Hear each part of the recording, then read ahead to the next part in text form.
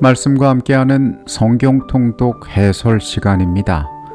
우리는 인간의 약속이 얼마나 불완전한지를 잘 알고 있습니다.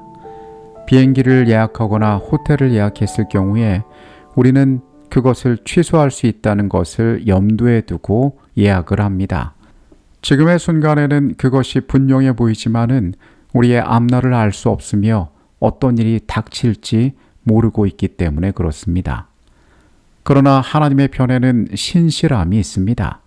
그분이 정한 시간표보다 우선하는 것은 없기 때문에 하나님께서는 모든 것을 바라보시고 선악간에 그것을 심판하시는 분이 되십니다. 내일 우리가 읽게 될 성경의 범위는 열왕기하 9장부터 11장까지의 내용입니다. 열왕기하 9장의 말씀으로 갑니다. 예후가 일어나 집으로 들어가니 청년이 그의 머리에 기름을 부으며 그에게 이르되 이스라엘 하나님 여호와의 말씀이 내가 내게 기름을 부어 여호와의 백성 곧 이스라엘의 왕으로 삼노니 너는 내 주 아합을 치라. 내가 나의 종 선지자들의 피와 여호와의 종들의 피를 이세벨에게 갚아주리라. 엘리사가 제자 중 하나를 보내 군대 장관 예후에게 기름을 붓고 왕으로 세웁니다. 그에게 주어진 사명은 아합의 온 집을 멸하여 선지자들의 피를 갚는 것이었습니다.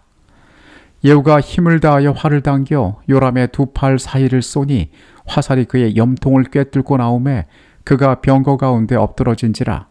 예후가 그의 장관 빛깔에게 이르되 그 시체를 가져다가 이스라엘 사람 나봇의 밭에 던지라.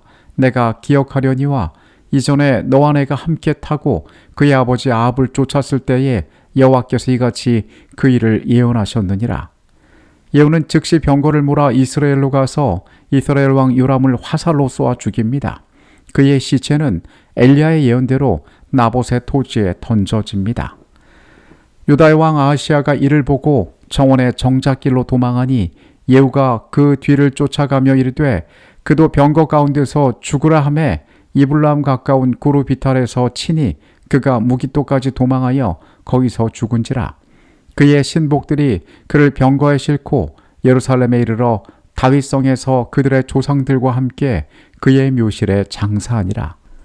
요람과 함께 있었던 유다의 왕 아하시아 역시 예후의 추격을 받아 부상을 입고 무기토에서 결국 죽임을 당하게 됩니다. 예후가 들어가서 먹고 마시고 이르되 가서 이 저주받은 여자를 찾아 장사하라. 그는 왕의 딸이니라 하매 가사 장사하려 한즉 그 두골과 발과 그의 손 외에는 찾지 못한지라. 돌아와서 전하니 예후가 이르되 이는 여호와께서 그 종 디셉 사람 엘리야를 통하여 말씀하신 바라. 이르시기를 이스라엘 토지에서 개들이 이세벨의 살을 먹을지라. 예후가 이스라엘 성에 돌아오자 이세벨이 눈을 그리며 머리를 꾸미고 창밖을 내다봅니다. 예후의 명령으로 그녀를 창밖으로 던지자 개들이 그녀의 살을 먹어 형체도 남지 않게 되었습니다. 이로써 이세벨에 대한 예언이 그대로 성취되었고 아합의 집안에 대한 심판 역시 성취되었습니다. 하나님의 심판은 더딘 것처럼 보이지만은 죄의 잔이 찼을 때에 하나님께서는 신속하게 그분의 공의를 드러내십니다. 예후를 통하여 아합의 집을 심판하시겠다는 그분의 약속이 성취되었던 것입니다. 열왕기하 10장의 말씀으로 갑니다. 그 왕궁을 책임지는 자와 그 성읍을 책임지는 자와 장로들과 왕자를 교육하는 자들이 예후에게 말을 전하여 이르되 우리는 당신의 종이라. 당신이 말하는 모든 것을 우리가 행하고 어떤 사람이든지 왕으로 세우지 아니하리니 당신이 보기에 좋은 대로 행하라 한지라. 예후가 다시 그들에게 편지를 붙이니 일러스되 만일 너희가 내 편이 되어 내 말을 너희가 들으려거든 너희 주의 아들 된 사람들의 머리를 가지고 내일 이맘때에 이스라엘에 이르러 내게 나오라 하였더라. 왕자 70명이 그 성읍의 귀족들 즉 그들을 양육하는 자들과 함께 있는 중에 편지가 그들에게 이르매 그들이 왕자 70명을 붙잡아 죽이고 그들의 머리를 광주리에 담아 이스라엘 예후에게로 보내니라. 사마리아에 있던 아합의 아들 70명을 그곳 관리들이 스스로 죽이게 함으로써 아합의 집안이 왕위 계승을 하게 될 모든 가능성을 제거하게 됩니다. 예후는 이것이 여호와께서 아합의 집에 대하여 하신 말씀의 성취임을 선포합니다.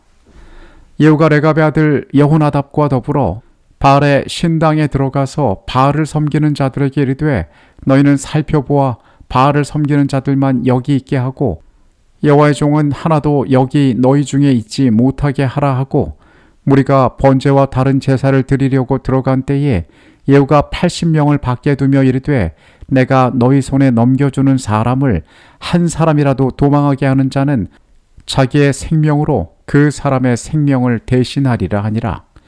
예후는 꾀를 내어 자신이 바알을 더 잘 섬길 것처럼 속이고 온 나라의 바알 숭배자들을 제사로 소집합니다. 그들이 바알의 당에 모이자 군사들을 보내 그들을 몰살하고 바알의 목상들을 불사르게 됩니다. 여호와께서 예후에게 이르시되 내가 나보기에 정직한 일을 행하되 잘 행하여 내 마음에 있는 대로 아합 집에 다 행하였은즉 내 자손이 이스라엘 왕위를 이어 4대를 지내리라 하시니라.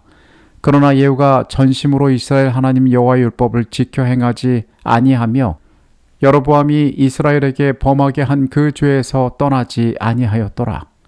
하나님은 아합의 집을 심판한 예후를 칭찬하시며 4대까지 그의 자손이 왕위에 있을 것을 약속하셨습니다. 그러나 예후는 그의 조상 여로보암의 죄악에서는 떠나지 않았습니다. 그의 통치 기간에 아람 왕 하사엘에 의해 그 나라의 영토를 잃어버리기 시작합니다. 아합의 집안의 심판의 도구로 사용된 예후는 분명 눈에 띄는 종교개혁을 단행했습니다. 그러나 그의 선한 행위들에도 불구하고 그는 포기하지 못한 것들이 있었습니다. 결국 그는 하나님 앞에 완전히 순종하지 못하였던 것입니다. 열왕기하 11장의 말씀으로 갑니다. 아하시아의 어머니 아달랴가 그의 아들이 죽은 것을 보고 일어나 왕의 자손을 모두 멸절하였으나 요람 왕의 딸 아하시아의 누이 여호세바가 아하시아의 아들 요아스를 왕자들이 죽임을 당하는 중에서 빼내어 그와 그의 유모를 침실에 숨겨 아달랴를 피하여 죽임을 당하지 아니하게 한지라. 아하시아가 죽자 그의 어머니 아달랴가 모든 왕족을 죽이고 스스로 왕이 됩니다. 이때 아하시아의 누이 여호세바가 아기 요아스를 몰래 빼내어 여호와의 성전에서 6년 동안 숨겨 기르게 됩니다. 이세벨의 딸이었던 아달랴가 얼마나 악한 여인이었는지를 우리가 깨달을 수 있는 부분입니다.